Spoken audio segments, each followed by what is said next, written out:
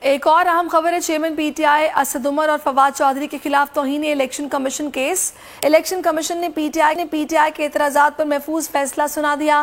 Election commission نے P T آئی کے اعتراضات مسترد کر دیے۔ پی ٹی آئی کے چیئرمین اسد عمر، فواد چودھری پر فرد جرم عائد کرنے کا فیصلہ۔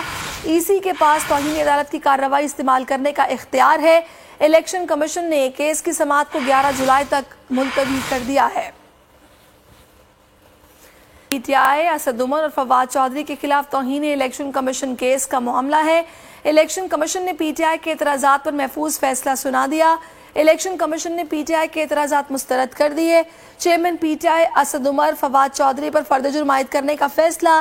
ای سی کے پاس توہین عدالت کی کارروائی استعمال کرنے کا اختیار ہے، یہ فیصلے میں کہا گیا ہے۔